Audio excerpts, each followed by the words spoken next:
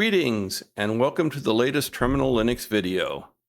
In this video we are looking at Linux users and Linux groups and managing them via the terminal.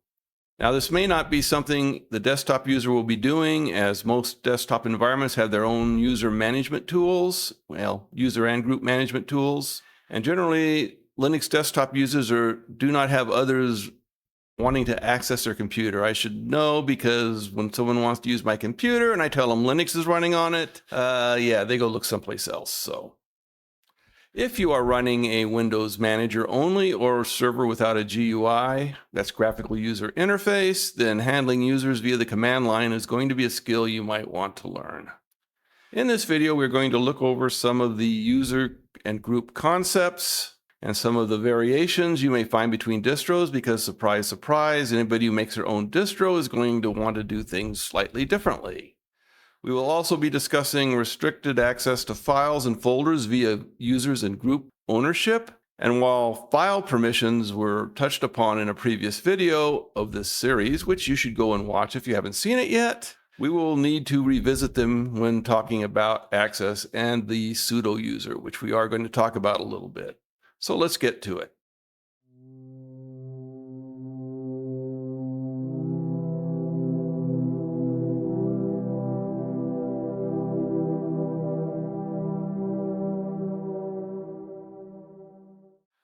For this video, I want to divide the discussion up into a few sections. We need to talk about Linux users and Linux groups in general. And if I say Linux users or Linux groups, I'm probably referring to both of them. So a little interpretation on your part would be nice. Thank you.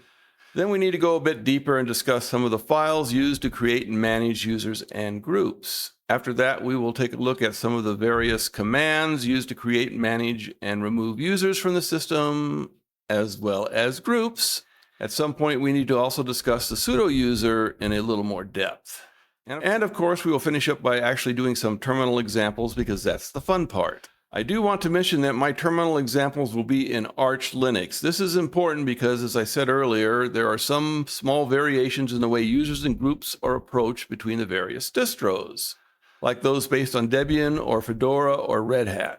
They will be slightly different in some cases than Arch. I mention this because while most things will work, there may be an oddball difference here and there, so do not let it throw you. Do not be surprised if something doesn't quite work the way I show it working here. In those cases, you will want to check out your distribution's documentation. So, onward.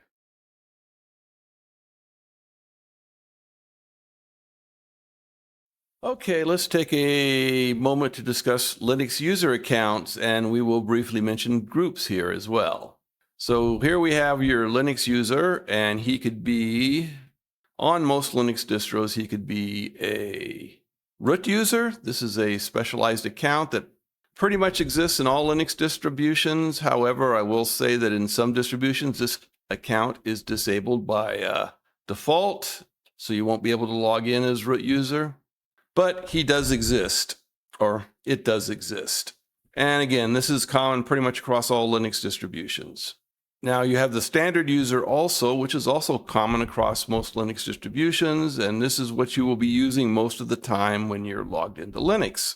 You basically, unless you're a member of a group, and we'll talk about groups in a minute, only have access to your home directory. You do not have administrative privileges. So you're considered safe, whereas opposed to the root user could delete the system if you wanted to. Next up, if you look in your user files, you will find system accounts. These are not real users, but they are there. They're for things like printing, power, or other system managers. That's what they have permission to do. For instance, if you're a standard user and let's say you're a normal desktop Linux user, your standard user will probably need to be we'll need to have access to what the power system user could do. But these accounts exist, and we're going to get into them a little later. They're on all Linux systems. You'll see them when we look in the password file. And again, these are mainly for administration purposes, although you might want to give access to some of your users for specific functions. Then some systems will let you make a guest user. Well, you can technically make a guest user on any system, any distribution, but Guest user implies this user will never have any access outside of the guest user directory, whereas a standard user might be given various permissions to do administrative functions. A guest user will not. That'll be where you have people who will show up once in a while to use your computer, log in. You'll have access. You can clean out their home directory when they're gone, all that kind of stuff. But yeah, some systems do give you a guest user, but you can create one yourself if you want to. Sudo user. Okay, now we're talking. Sudo is a method of giving a standard user elevated privileges. Remember I said some distributions like to disable the root account? Well, when they do that, they activate sudo. So if you go through a particular sequence where you enter a password, then a standard user can do administrative functions. And there's a lot more nuance to sudo users. We're not going to get into all of that in this video. That's a whole video unto itself, but you can actually have a sudo for specific commands as well to give a user access to. If you only want the user to have one or two administrative functions, you can do that through sudo. Now, other distributions will give you a super user when they disable the root account. And this is basically a standard user with lots of sudo permissions. This is not common across all accounts. It's also something you could do for yourself if you wanted to. If you wanted to disable the root account, you could make yourself a super user account who has administrative permissions. The only real advantage I see to this is on Linux, the administrative account is always root. If you disable root and have a super user, then that's just another thing that the hacker's going to have to guess at if he wants to hack your computer, is who the actual administrator is. Well, if root is disabled, who the actual administrator is. But that's like one of those minor things. And finally, we want to talk about user groups. As a user, you will have a user account, but your user account belongs to groups. It always belongs to your primary group, which has the same name as your user account. It was created when your user was created. And again, for doing other functions, other things that are beyond what you'd want a normal standard or guest user to do, you can add additional groups. Well, technically, you're making your user a member of different groups, and then they can access what that group can access. And again, we're going to get into this in a little more detail here. So those are the basic type of accounts. In a normal Linux system, you can always going to have root user, you're always going to have standard user, you always going to have system accounts. You may have a guest user, you may have a sudo user, you may have a super user. You're going to have to look at your system and documentation and look around on your system to see what you actually have.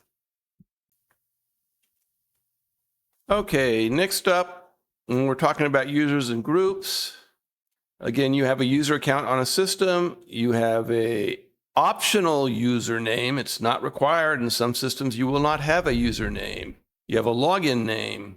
I didn't put it on this little icon up here, but you also have a primary group. And because you have a primary group, you have a group ID and you have a user ID for your login name. And again, your username is optional. Like, for example, if you do an Arch system, and you create a user, you're probably not going to create the username. You're just going to create the login name. But if you want to go in later and create the username, you can do that. So we're going to discuss this in terms of UID or user ID and GID or group ID. Now, the root account or the root user always has user ID 0 and group ID 0, always. This is the super administrator. Again, this account can be disabled, or you can prevent logins by removing the password. That doesn't disable the account, but just prevents logins. Your user ID and group ID is defined in a file called etc/logins.defs. And you can actually go and read this file. It's in the etc folder. As sort of a pseudo standard, since 0 is root, 1 through 999 are system accounts. Again, we're talking user ID and group ID here. This can vary. You'll have to look in your login.defs file to see. I can tell you on Arch, there are some default system accounts that have numbers between 1 and 500, or actually 499, and then there are non-default system accounts that have numbers between 500 and 999. And don't get bogged down in this. Don't make it overly complicated, because it isn't. Now, for actual user accounts, again, depending on the system, this will vary. They'll usually start at 1,000 and go through some large number, like 60,000, for example, in Arch. Again, this will vary depending on your system, depending on your actual distribution. This can vary. And you can actually go in there and change this if you want, if you've got access to the root account or administrative privileges through sudo. So also in the etc directory is a file called password, and it's a bunch of colon separated values on a line. The first value is your login name. There are some rules about how this name can be set up. It's got to use basic alphanumeric characters, not symbols generally not allowed. Then they have a colon, and your next value is X. This is where your password would go. In the old days, you had unencrypted passwords here. X here refers to the fact that this system is using shadow passwords, which has a shadow file, which you can also look at. However, your password is stored as a hash in the shadow file. So unless you know the key for the hash, you really can't tell what the password is. But that X is where the passwords go. The next you have your user ID, then your group ID. And then following on that, you have your username. This is a comment field. You can put in comma separated values. For example, username, phone number, office number, desk number, zip code, whatever. Just separate them with a comma. You can put them in this. And this is where your username will be drawn from in a lot of distributions when you log in. Via a graphical user interface or GUI, they'll refer to your username rather than your login name. For example, KDE does that. Then after that, you have your home directory, which is where your files will be. That's the directory you have total control over. And then there'll be your shell. There are lots of different shells out there.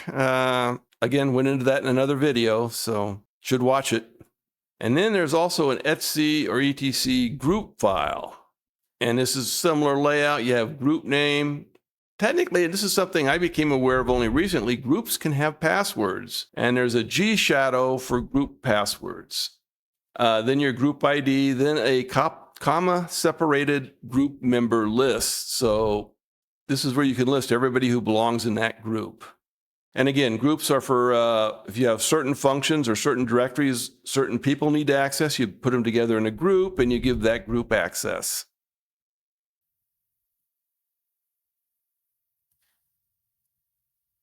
Okay, let's discuss commands. I got a little chart here with most of the commands we're going to be covering. So I've broken this out. So across the top are actions you want to perform, add, modify, or delete. Down the left-hand side are your users, groups, and sudo. So these commands are pretty easy to remember. You've got, going across the top row for users, you've got user add under add, user mod under user modify, and user del under delete. And same for groups, group add, group mod, and group del. Now sudo, you can do sudo for groups or users. So vi sudo is actually the command for editing what you can do with sudo. So that falls under all three categories.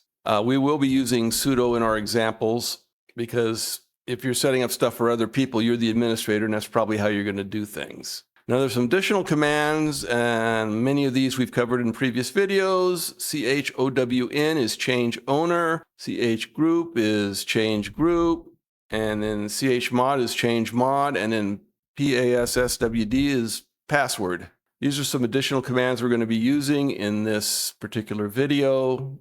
They pretty much do what they say they do. You can change ownership of a file or a directory. You can change the group of a file directory. You can modify a file or directory, and you can give passwords to users or groups.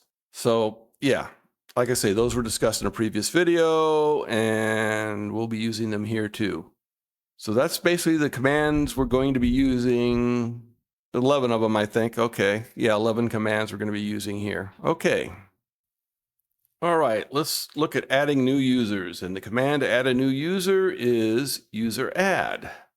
And I talked about the etc login defs. Most default options are defined in that file.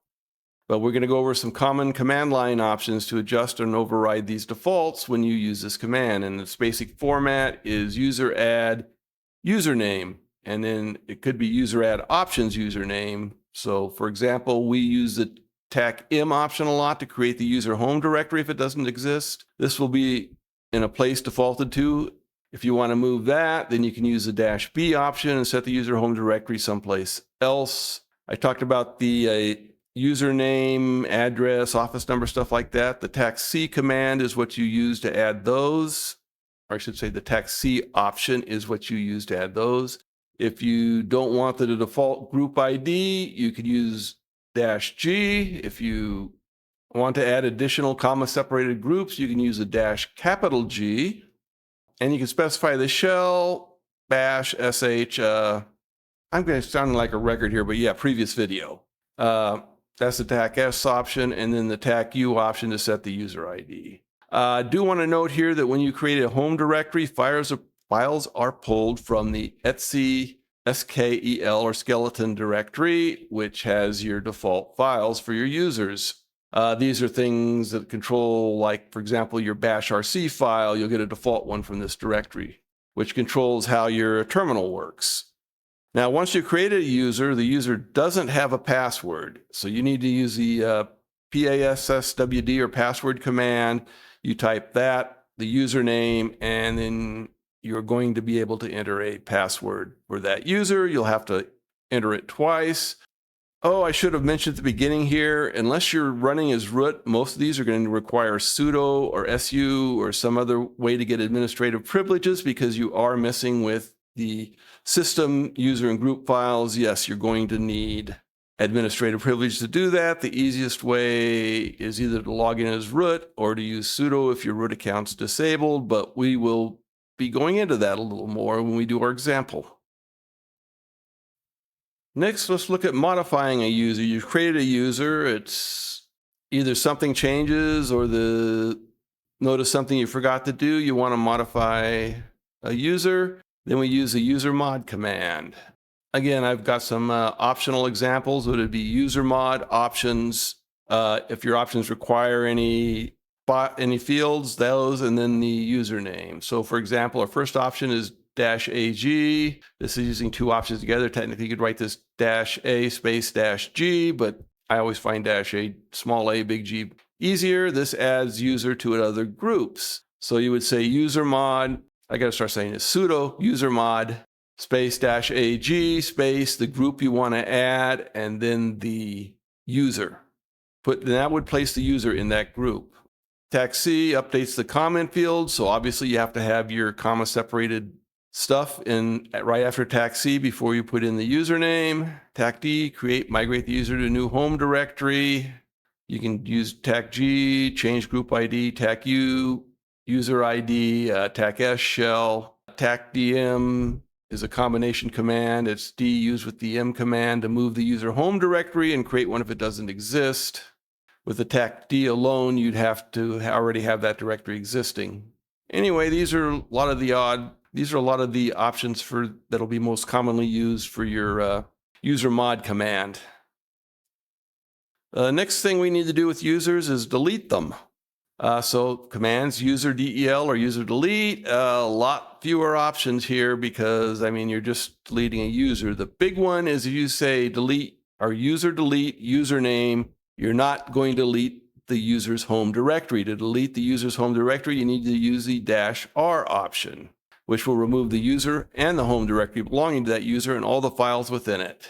There's also the -F option, or forced, if you're having problems. This is usually because the user's logged in, and warning on the -F option, it will work, but it could make your system somewhat unstable, might need a reboot, and it might still be unstable after that, so I do not recommend using that option, but sometimes it's the only way. Okay, let's go ahead and move on over to groups and start with the group add. You're going to notice less options with the group commands because, well, they need less options. So as with the user add, etc login.defs is where a lot of the defaults for groups are stored. Common command line options to adjust override defaults. TAC-R creates a system group as opposed to a user group. And remember that system accounts, it's groups that match system accounts. They're numbered between 1 and 999 as opposed to regular groups, which are 1,000 and above, or user groups. TAC-P, add a group password. And again, I generally do not recommend doing this. There's really not a reason. Well, there are a few reasons, but they generally don't apply. It's a security thing, and that's, like I say, another video. You can also modify a group.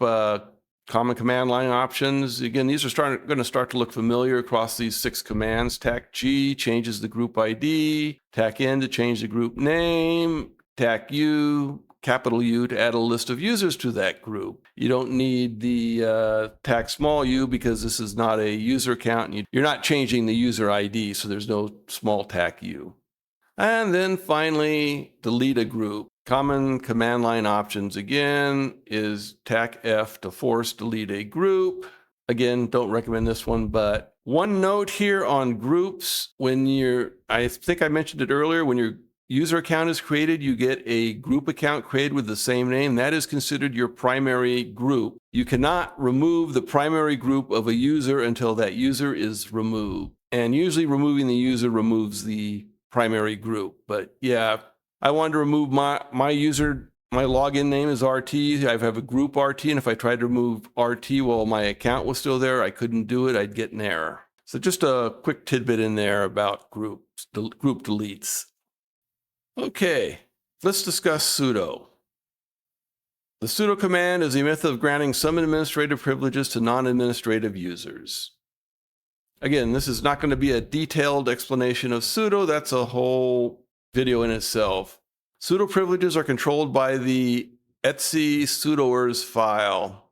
The common usage of sudo is just to prepend it to any command and options you give. So like sudo user add username.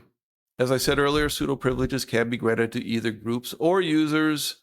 The general group for sudo privileges is either the group sudo or the group wheel. For example, on Arch, sudo users are in group wheel, whereas on, say, Debian, there you are in group sudo. Why make a different distribution if you're not going to change things, okay? So again, depending on the distribution, sudo or wheel.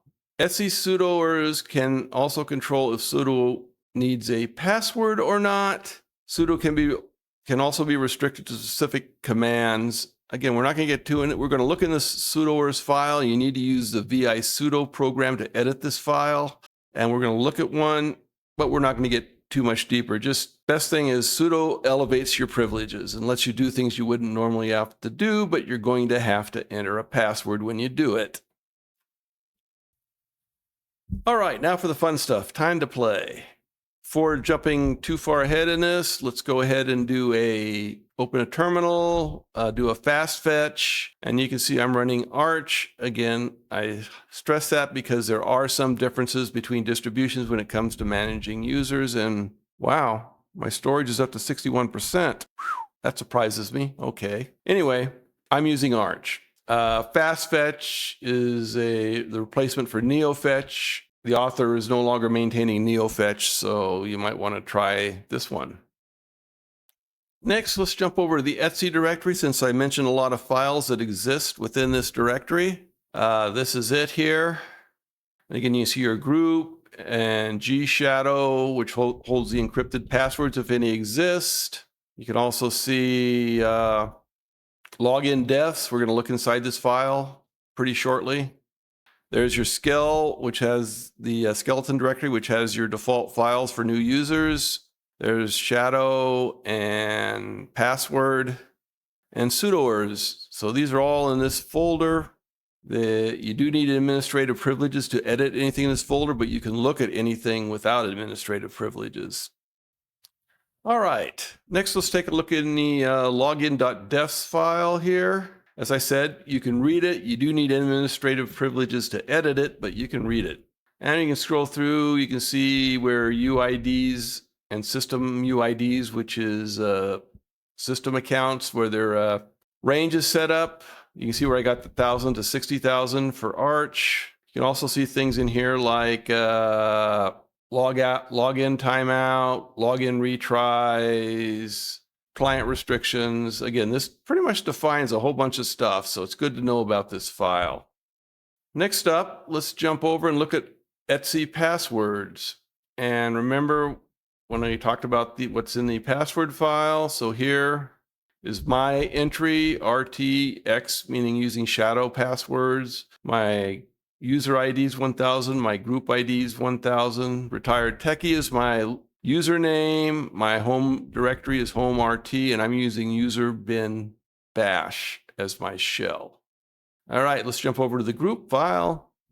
And here you can see my default group that was created, RT again, X for shadow or shadow passwords, and then my group number. And here is the wheel group. This is a pseudo group, and you can see I'm a member of it because the RT is at the end of the group declaration in the group file. All right, next. Here is the SKEL. And bash logout, bash profile, and bash RC are the files in here that are copied to every new user. And these may be modified depending on your distribution and how it creates users, but these are the default files. Remember when I said we had to use vi sudo to exit the sudo users file or sudoers file? And you'll see permission denied. So I need to use sudo to edit the sudo file. And you can see I did sudo vi sudo, and then it asked for my password. We want to scroll down basically to the bottom of this file here.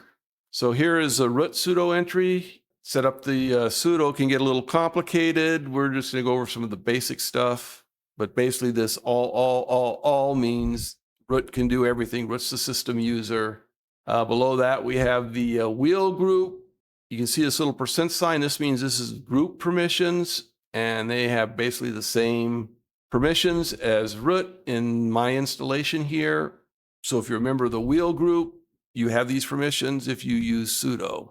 Here's another interesting one. This one has a hash mark making this a comment, but if we uncommented this, then you could use the wheel group with no password. You just sudo command and it happens. Again, by many security experts, not considered a safe option. So don't do it. And then, as I said, on other distributions, you can see the hash %sudo that's used. Arch generally uses wheel, whereas like Debian uses sudo for the group name. Okay. And sudo.temp unchanged. So that's it for this. Looking in the etc directory, let's move on. Let's actually execute a few of these commands here. Let's start with sudo user add. We'll use the -m option to create a user home directory in the default /home/username. And let's call this user Fred. And now if we do a cat of if we take a look at the etc password file, we can see Fred has been added. He doesn't have a username, but he does have the login name, user groups, home directory, and he's using bash by default. Now, if we look in groups, the group Fred has been created, and that group is tied to the Fred account, and you can't delete that unless you delete the Fred account. Let's do a user mod, and I got to remember to keep adding sudo to these. We're going to do a C. We're going to add a username. We'll call him King Fred. So we'll add that to Fred. Now, if we look at password, we can see that King Fred has been inserted there. Again, you could have done this by hand, but using the commands, make sure you don't get anything that's messed up. Too many times I've tried to edit config files by hand and made a typo or missed something, and wow. Use the commands, it's safer. Now we're going to give Fred a password. So we use the psswd command, and we need to use sudo again and enter our password twice. All right, let's go ahead and add another sudo. Let's add another username. So we'll go sudo user add tac-m, and we'll do a tac-c so we can actually add the username in the initial creation.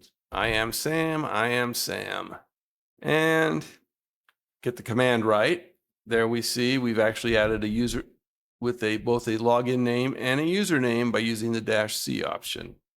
If we jump up to the home directory, that's up a directory from my user directory, and we do a ls, we can see we have 3 user directories, Fred, I am Sam, and RT. Note the permissions, read, write, execute only for the owner, no user permissions, no other permissions. Again, did a video on this. Boy, I should stop saying that. It's going to be a train wreck. Anyways, you should watch it. If we wanted to make a guest account, let's call it freeloader, And that'll be his username and guest. And I didn't use sudo, did I? Okay, sudo. There we go. And we have his account too. So you will note that none of these accounts we just created, unlike my account, have any other or assigned to any groups. So they basically have access to just their home directory. They don't have access to sudo. All right, let's see if we get into Fred's directory and got to learn to type here. There we go. Come on, do it right, do it right. There we go. See, I've got permissions denied because I am RT and I can't get into Fred's directory because I do not have permission. Only Fred has permission. Now, if I use sudo, you'd think as root I could get in, but no. CD command not found. It's a shell built in. You got to do some other stuff to actually get in. So yes, root can get into somebody with administrative privileges can get into your directory, but it's not quite as simple as one would think. I could change to root, and then I can get into Fred's directory if I learn to type right. And you can see those files from the Etsy skeletal right there. Okay, let's go up a level.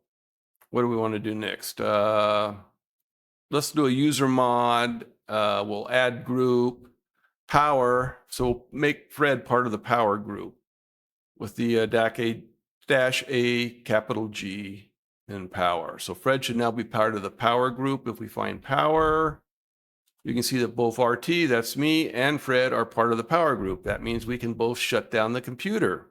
Yay, good for Fred. He has one administrative task he can perform. Now let's do a user delete. We'll do the -R to remove their home directory, and we need to use sudo. And you'll get a message about the mail spooler. We haven't set mail up, so there's no mail spooler for any of these. That's why it can't find it, because we haven't set any mail up for any of them.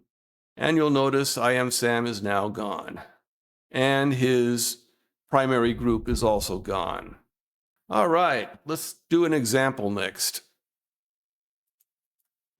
For this example, we're going to make some assumptions.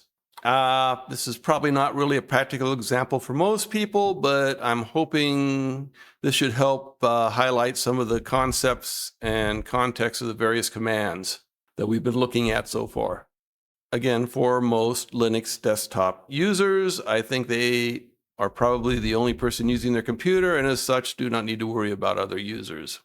However, some could be in a situation, or one could be managing a computer for a business with multiple users. Remote or local doesn't really matter, in which case this might apply. Let's assume a user, Fred, not yourself, uses the computer you manage. Fred is the lead engineer of the Skyburper Incorporated Advanced Widgets team, codenamed Sky. Now let's say Fred's team gets another member. We'll call her Jenny. While Jenny needs access to some of the Sky data, she does not need access to all of it.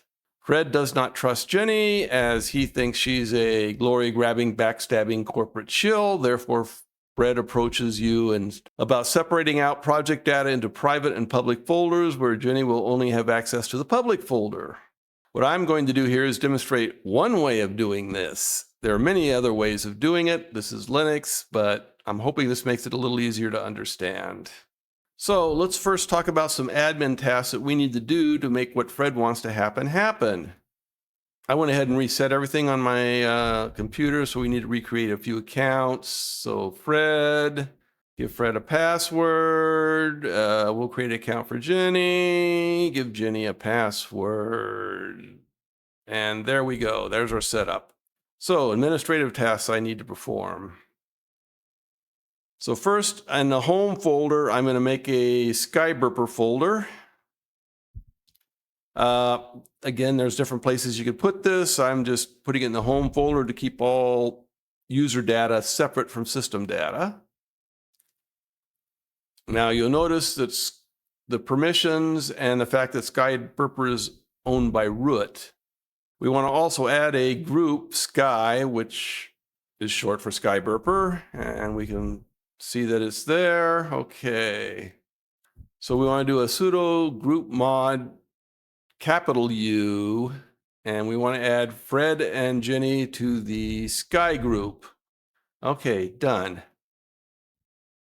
Now we need to change ownership and permissions. So change owner, Fred is the primary owner and Sky is the group owner of Skyburper.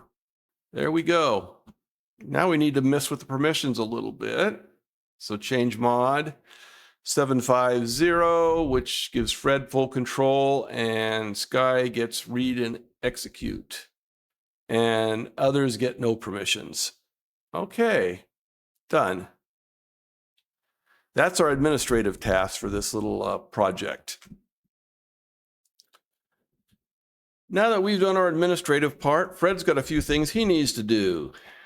Since we made Fred the full owner of the directory, he should have full control over it. So we're going to switch over, use the su command with the attack L, and Fred's password, which will make us Fred in Fred's home directory. So we'll go up a level, and now you can see we're acting as Fred.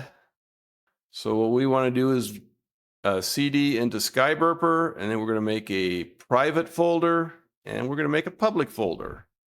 We're going to change owners of the private folder and the public folder. We could have gone up to the top and did a capital R in this, but Now we're going to give the private folder permissions of 700, which gives Fred full permission, but nobody else. And for the public folder, 770, which gives, 750, which gives read and execute permissions to the Sky group. Since Jenny's in the Sky group, she can get into that folder. She can't add files or delete files, but if there's a file that's marked that she can write to it, she can modify that. I should mention something here. In the when it comes to directories, the execute bit does not mean execute because you can't execute directories. If you do not have the execute bit, then you cannot get into that directory. You'll get a permission error. So all directories need the execute bit set if you're meant to get into them. So here's our thing. You can see our private is RWX for Fred and just RX for Sky. So Fred could go into private and create a file. We'll just throw one together here. Okay. And, you could have a lot of files in here if it's a project. Let's go ahead and copy this over to the public folder. Public with a capital P, please. There we go. And let's go ahead and change mod the permissions 66 for widget plan, which gives both people read-write permissions. Well, it gives Fred and it gives Sky read-write permissions. And then Fred logs out. And we're back to my account. Okay, now let's see if Fred has achieved his goal. So we'll make ourselves Jenny, and then we will go up a level. We can see the folders. We can get into Skyburper. We can list. We can see private and public folders. We try to go to private, permissions denied. Okay, that part's good. Public, and we can get into public, and we can see widget. We can see the widget plan file. We can look at it. Next thing, we can edit it. Okay. So just as a note, if we had not given Sky write permissions, Jenny would not be able to look at this file, or would not be able to change this file. Just look at it. Okay, so we've got it going the way we want it to go. And you can see I can't get in either because Fred owns it and Sky is a group and I'm not a member of either. And others have no permission to enter or do anything. All right, that's our example. That was fun.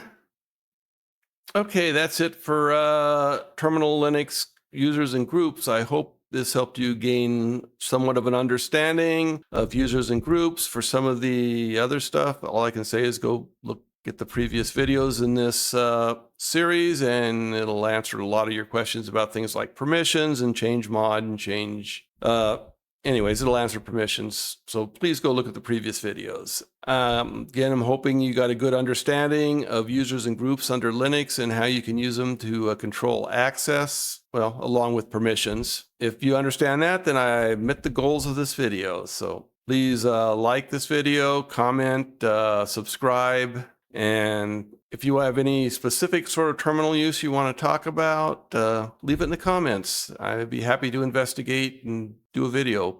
Anyway, that's it. One thing, this is maybe the last, I may get one more video out before I move, but this is, I think this is going to be the last one in this series for now. In like about 15 days, we're heading for the States. I've shut down all my servers already, and I'm starting to pack things up and put it in storage. So we're heading for the States, and then we'll have Thanksgiving. So it might be a while before I get other videos. I'm going to try and get one more out before traveling, although it probably won't be a technical related video. So we'll see you all then. Bye.